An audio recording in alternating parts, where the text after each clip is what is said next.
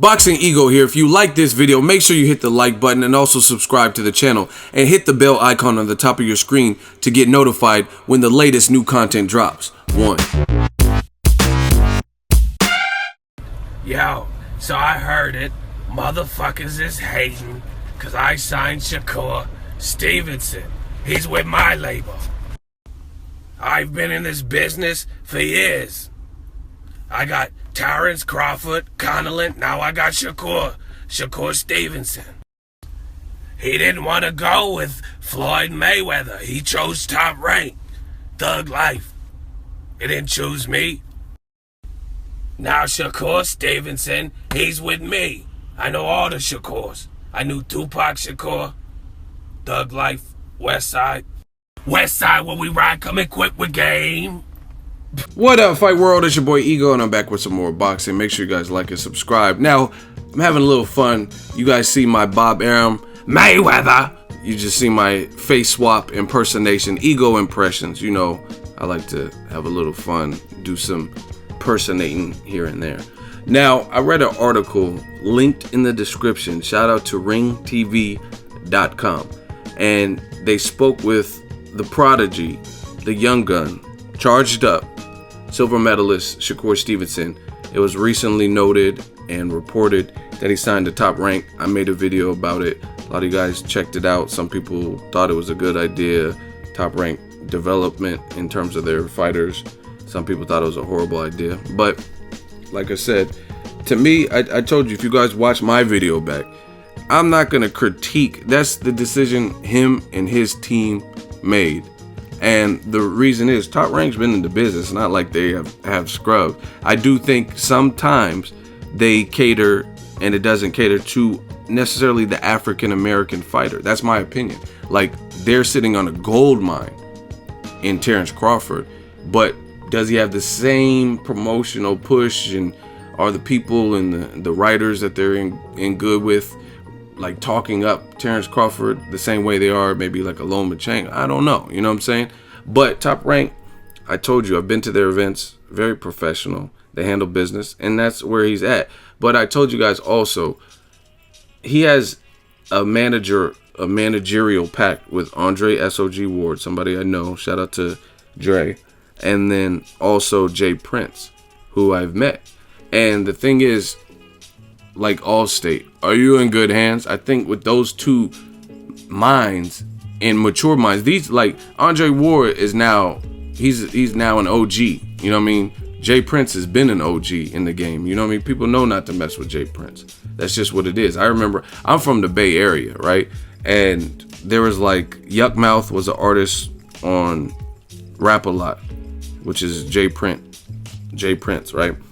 And there was like little stories I would hear, like little Oakland stories and stuff about how, like, if something happened, Jay Prince would handle it. You know what I mean? Like kind of like mafioso stuff. Like, not even just bad stuff. Like, I remember Yuck Mouth, he ended up getting arrested one time. Like, he had a tour or something and got arrested, and Jay Prince bailed him out. Like, next day, he was in there for like, in the camp for like 12 hours, or, you know what I mean, less than 24 hours.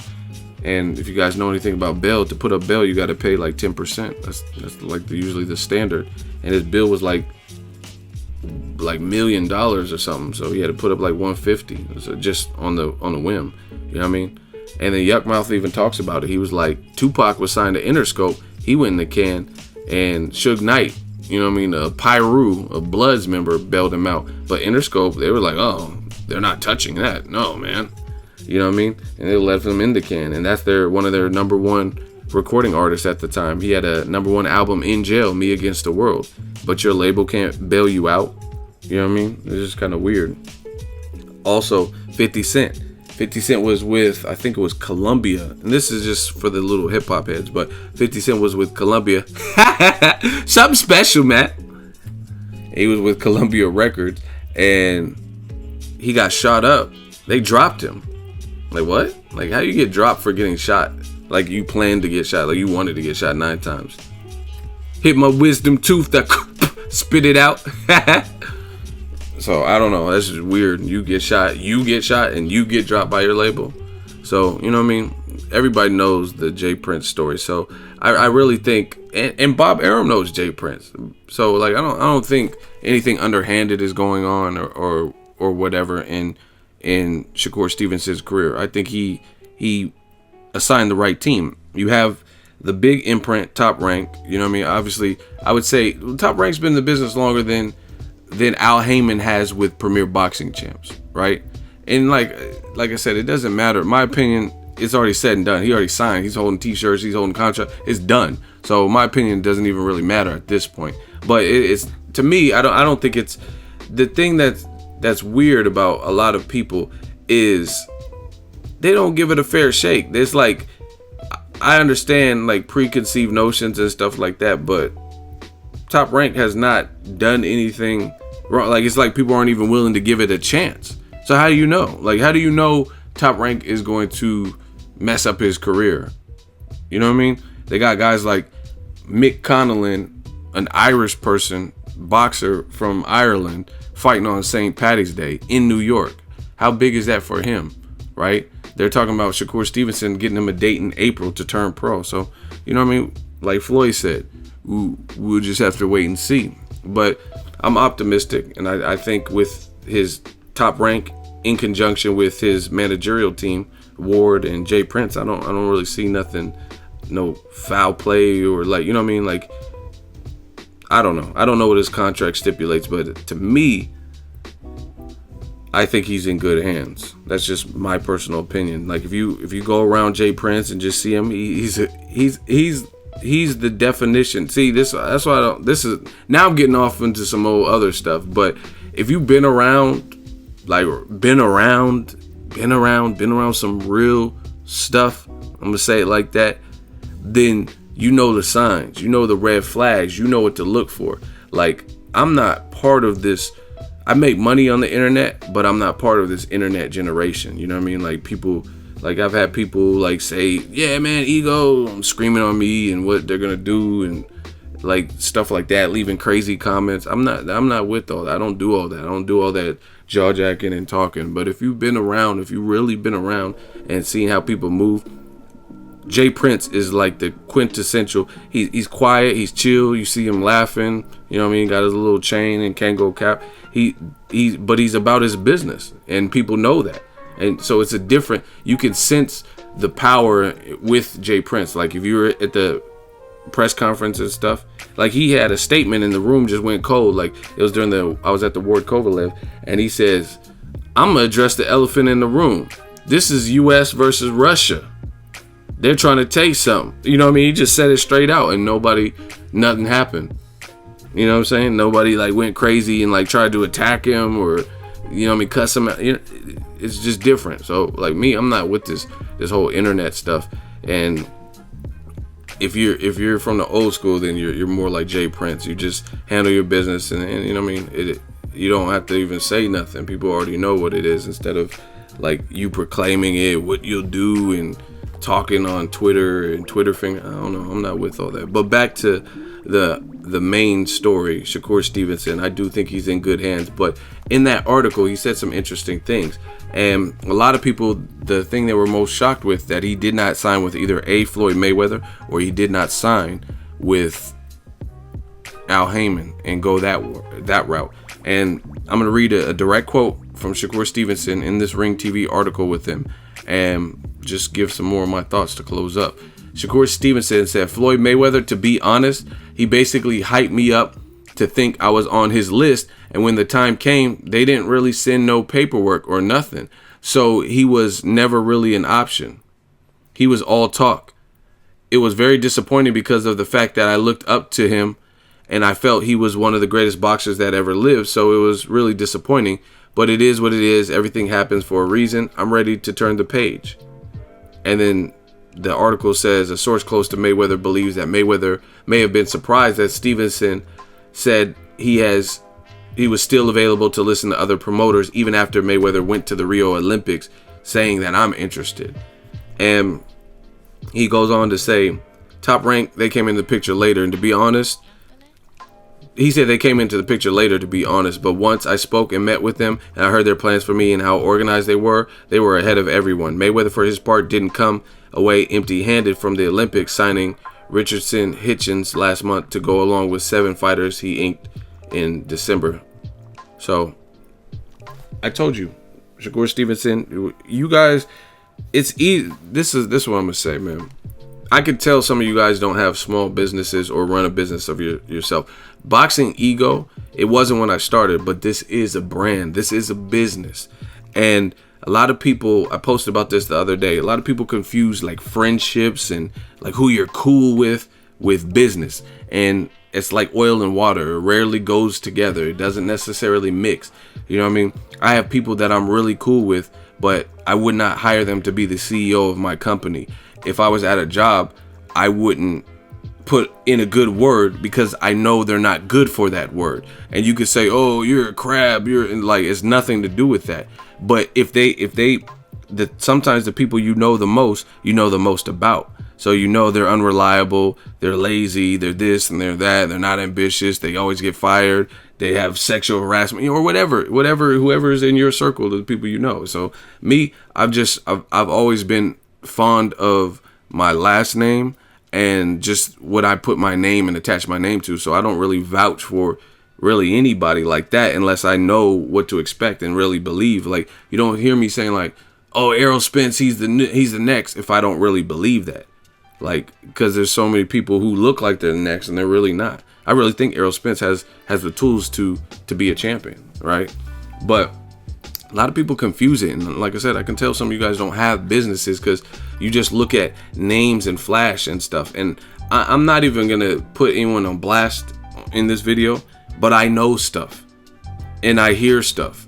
And let's just say, like I said in my first video, Toprank has been in the business. So you know how many press conferences they have thrown? Do you know how many fights they have thrown? I heard it last year. Bob Arum, he had promoted his like 2000th fight or whatever the number was, but it was a ridiculous amount of fights. I think I might have been at the fight and they're like, hey, I think it might have been Crawford Molina or something when I was at it. And they're like, this is his 2000th fight or something like that. Like, damn, this dude just really threw 2000 fights in his career. And it shows when you start seeing, like, I've dealt with, again, I'm not going to say no names and throw anyone under the bus, but I've dealt with other promoters, and you apply for credentials. You don't even know who to apply for. They don't get back to you. They don't email you. Top Rank, if you apply, they send you an email and say yes or no, you're in. Here's the schedule. Here's the media fight week. And that's what it is. You could get mad or whatever. Not every company is doing that. You know what I mean? Some people, I'm telling you as a media member, like, sometimes to get to certain fights, and that's what happens sometimes when you're in your infancy or when you're a new imprint. You have to go through those kinks and you have to figure those things out. So to me, that's probably what Shakur Stevenson liked, to be honest, you know what I mean? Because he even says it. He said they had their stuff together, how organized they were. He wants to focus on fighting. You know what I mean? He already has a strong team in Ward and Jay Prince. He wants to focus on his craft, staying in shape, staying ready mentally and stuff like that. And, you know what I mean? Top Rank is a company that I know people on Top Rank. You know what I mean?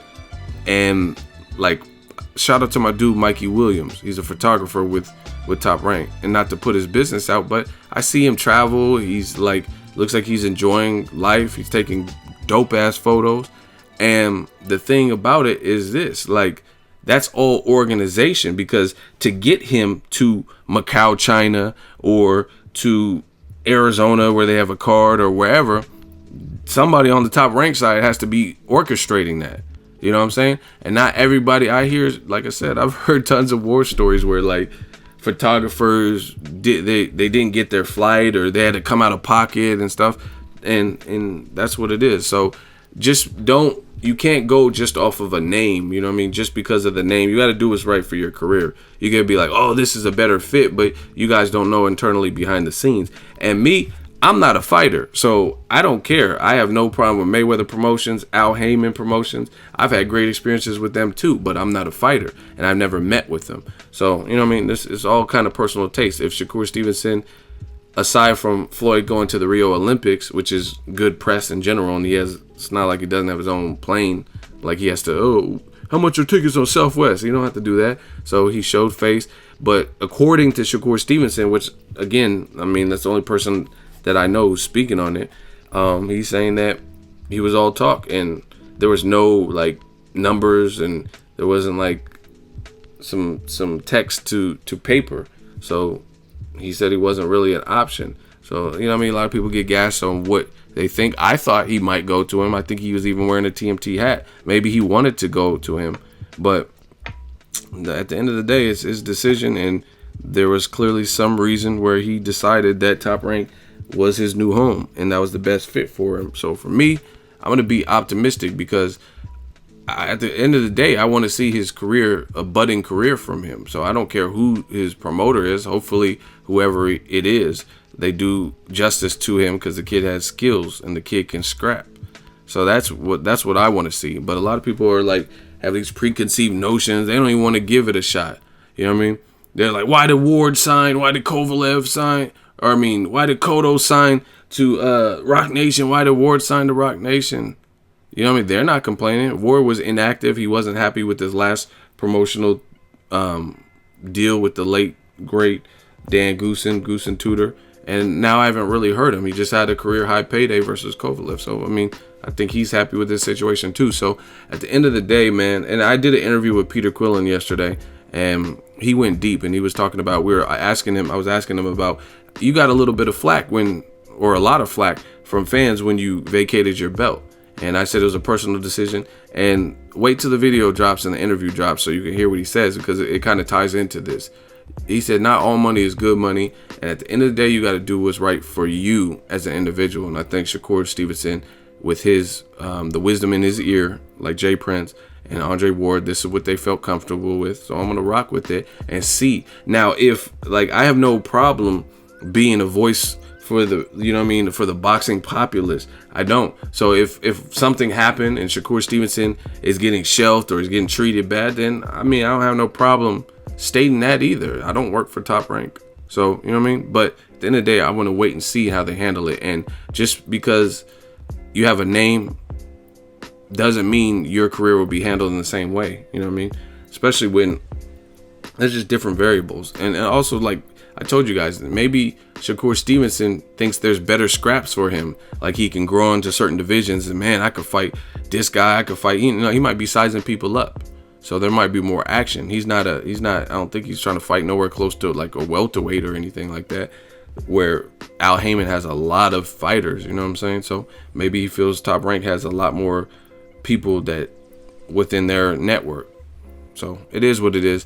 Let me know what you guys think. Drop in the comment section. Make sure you share the video, like the video as always. Hate, comment, and subscribe. Till next video, is Ego signing off. So if you enjoyed this video and want more content like this on the channel, you can show your appreciation by going to the PayPal donate button or the YouTube support button. And you can donate any amount that you feel is equivalent to the value of this video. Much more to come. Thank you guys for your support. Boxing Ego, the future of boxing.